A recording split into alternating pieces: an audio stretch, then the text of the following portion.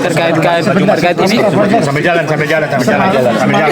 Semalam saya melihat Profesor tinggal di toilet Pak Puspo. Ada semacam saran dan diskusi terhadap Pak Puspo. Kemana? Kemarin kan Profesor tinggal di toilet tempatnya Pak Puspo Wardoyo.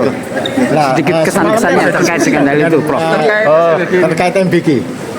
Enggak sama sekali. Kemarin itu beliau ini adalah teman sahabat saya dan pasien saya ya. Jadi saya datang aja sebagai sahabat untuk saya melihat luar biasa usaha beliau berkembang terus. Sempat melihat ke SPPG-nya Profesor? Oh, tidak sempat. Tapi suatu saat disempatkan, Pak. Iya, makasih. Terkait rekognisi punyanya Pak Puspo gimana, Prof? Makasih. Yang SPPK-nya.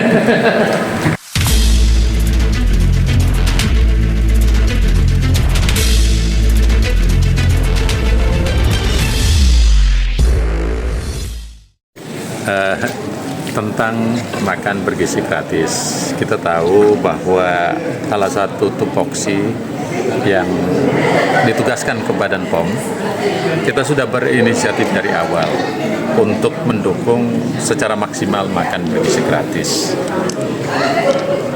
Karena makan bergizi gratis ini adalah program yang sangat strategis, sangat mulia untuk negeri kita, dan kita tahu benefisialnya mendapatkan manfaat itu 82,6 juta setiap hari.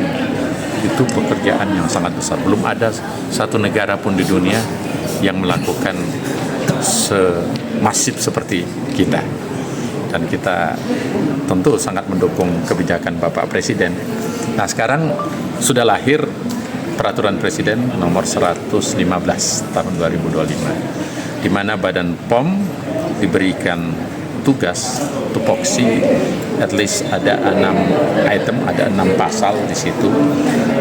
Pertama tentang pengawasannya, itu ditugaskan kepada Badan POM. Yang kedua, Badan POM juga ditugaskan untuk mengedukasi mulai dari SPPI-nya dan yang mengedukasi juga termasuk tentang ketahanan keamanan pangan. Nah, kemudian yang ketiga, kita juga diberikan tugas hubungannya dengan mitigasi. Mitigasi jika terjadi, tentu lebih bagus mencegah dibanding kalau terjadi keracunan. Kemudian yang keempat, kita juga akan diberikan tugas yang hubungannya dengan rekognisi seluruh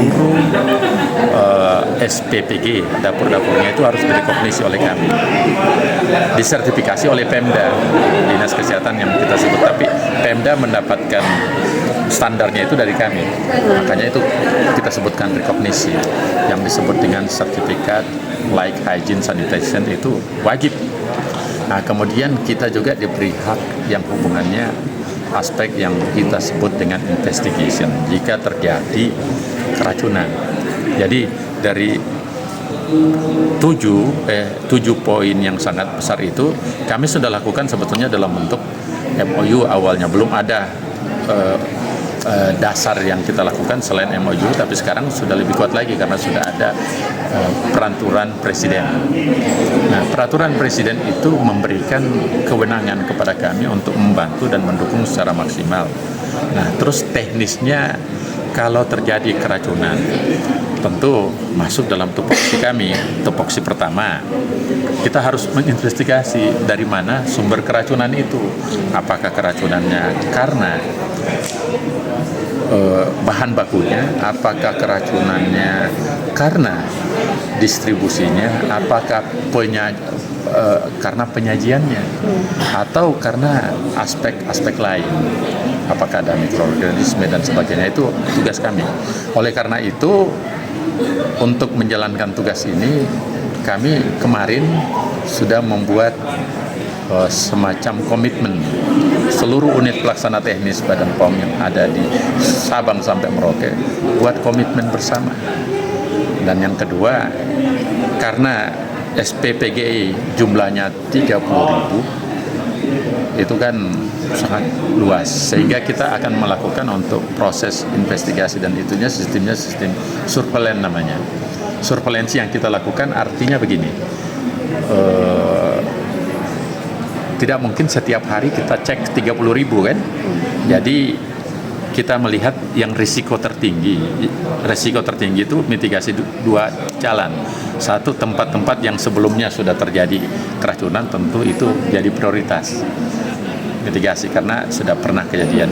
Yang kedua, kita lihat daerah-daerah yang memiliki kemungkinan peluang. Nah, itu tergantung karena kan kita juga distribusi untuk produk kebijakannya Badan Gizi Nasional adalah diupayakan pangan yang berasal dari bahan lokal. Nah, kita kan bisa melihat khususnya yang berasal dari produk-produk yang seafood atau sumber-sumber yang dari ikan-ikan dan sebagainya biasanya tingkat histaminnya lebih tinggi. Nah, itu juga kita lebih maksimalkan mitigasinya ke sana. Itu yang kami lakukan. Jadi kalau terjadi apa yang sudah terjadi, kita sudah keluar dari masalah itu karena kita sudah melakukan perbaikan, tentu kerja dari semua pihak, Kementerian Kesehatan, Badan POM, Badan Gizi Nasional sendiri, tambah Pemda setempat. Nah, sekarang ini ke depannya kita jadikan pembelajaran apa yang telah terjadi kemarin untuk berbuat lebih baik lagi dan memastikan semua produk, makanan, minuman yang sampai ke anak-anak kita itu lebih aman sesuai standar kualitas. Itu yang kami lakukan. Terima kasih ya.